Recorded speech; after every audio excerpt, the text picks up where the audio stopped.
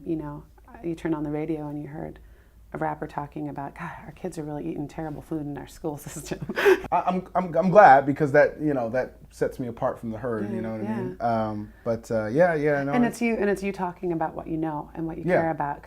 Right. And I love that piece too, because you're sitting in the school system, you're watching these kids bouncing off the walls after they eat this terrible food, and you're saying to yourself, "There's got to be a better way." You know. Yeah. Now here you are in Iowa, you know, where we should be eating our local food, you know. We're not. I love it here. We're working on it. No, there's a lot of that here, though. There's a lot of, I've seen a lot of local, sustainable kind of stuff here. You know, I like it. It's tasty. It's delicious.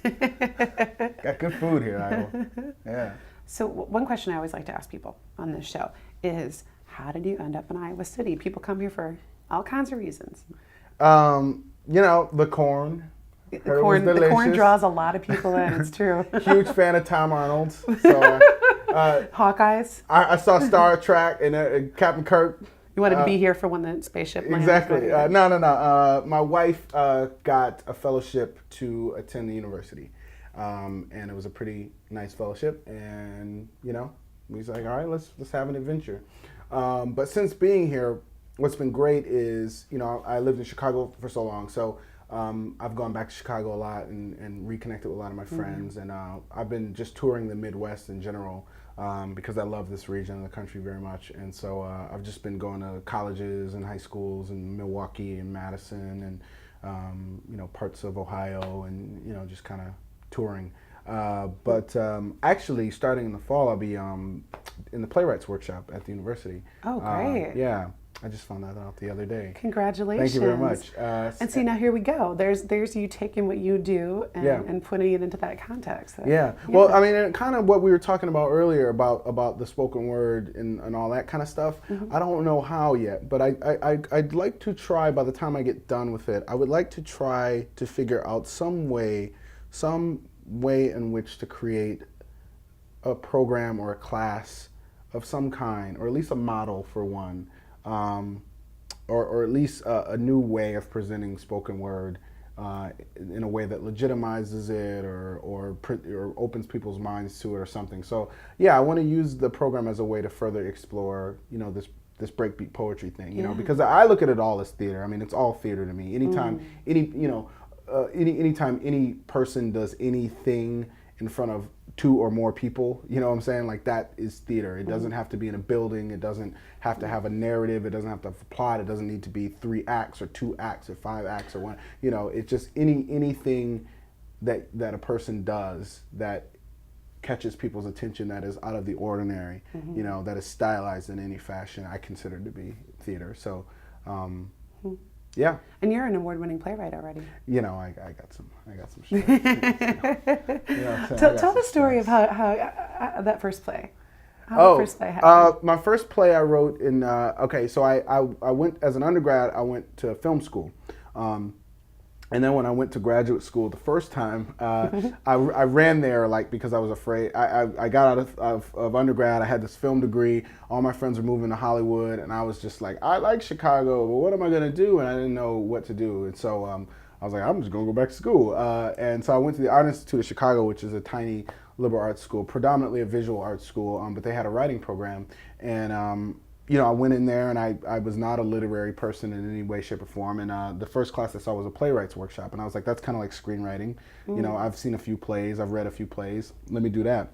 So I wrote a screenplay my first semester, and then my playwriting instructor was like, this is a lot of dialogue in here, so you should just write a play. And I was like, already pretty used to the do-it-yourself. I mean, you know, if you do hip-hop, you better be used to the do-it-yourself kind of attitude. The entrepreneur artist. Yeah, for real. One. Yeah, exactly. Yeah. Like being in a band in general, like you're your own. You know, it ain't going to happen unless you organize it. So I was already kind of used to that.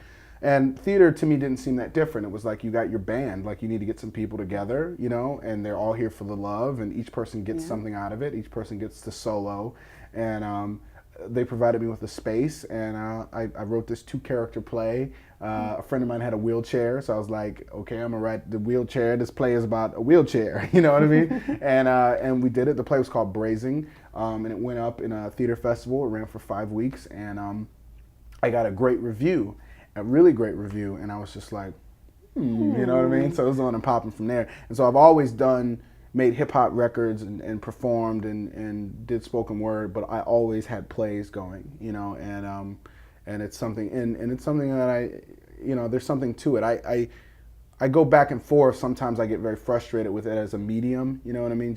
Or the traditional way of thinking about it as a medium, which is like, oh, we're gonna spend $60 on a ticket, and we're gonna sit with our little hands on our lap for like 5 hours, and like, you know, that doesn't interest me at all. I have no desire to participate in it in that way. But there is a lot of the theater we were doing in Chicago. For a lot of folks, it was the only theater they would see, and for a lot of people, it was the first time they'd ever seen a play. And so that's the kind of stuff I'm interested in, is like creating outsider theater, if you can call it that, or theater for people who don't see theater. Yeah. You know what I mean? Theater for hip hop fans and hip hop for theater fans. So social actions in there. Yeah, for you. Absolutely, no doubt. Yeah. Sometimes the arts, they're not brought to all the people. Mm-hmm. You know, they're not accessible because it's not affordable, or because it's just not made readily available. You know, you live in this part of town. There's no theater. You don't walk past it. You don't see it. You don't know that it's for you. Maybe the subject matter doesn't appeal. So you're hoping to reach a different audience with what you're doing? Well, I just want regular people. You know what I'm saying? Yeah. Like there's a certain classism. And even with these art schools, you know, with all these, you know, arts MFA programs and all of that, like, you know, what a lot of them are training you to do is to make elitist, classist art, right? Like that's what you learn. You learn about, you know, what, you know, people who are presenting in contemporary museums are doing, and what people who are, you know, being produced in regional theaters and all this kind of stuff.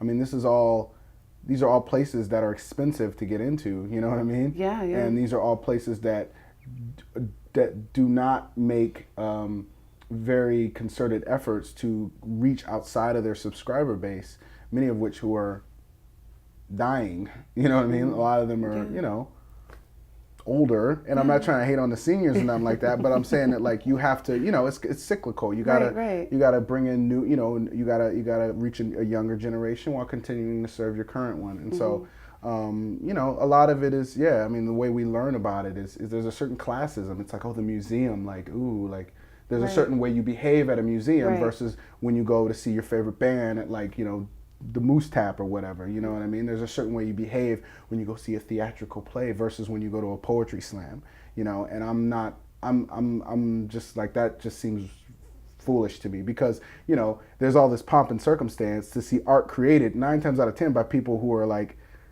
wow, do you know what I mean? Like, these are created by artists, most of which who are, you know, eccentric and kind of do their own thing. And so it seems silly to me that there's all this, like, sort of, you know, it's weird, and it seems wrong. So anyway, that's just not what I'm interested in. I know what you're saying. I didn't come here to preach today. But I know what you're saying. I went and saw Richie Havens play one time, and, you know, he's famous for his song Freedom, and he played that at Woodstock, and I was in the audience, and I got moved, and I started singing back and yelling back at him, and everyone in the room looked at me like I had broken the law. Yeah, right. And you know, and I thought, seems wrong to me that if anyone else was moved that way, that they didn't respond that way. And so I know what you're saying. I feel excited that you're going to be sitting at the helm of some plays. Maybe people are going to have to keep an eye out for what you're doing. I got some things in the hopper. You know what I mean? So I was watching some things in the hopper. You know, Thomas Edison. Something about Thomas Edison. For sure. That sounds good. Yeah. Well, you know, he was the first record label. He pretty much ran the first record label. He was the first record label mogul and the first movie producer. He built the entertainment industry. Very interesting. Very interesting. But I didn't come here to preach today. Well, Idris, thank you for sitting down and talking with me. My pleasure. My pleasure.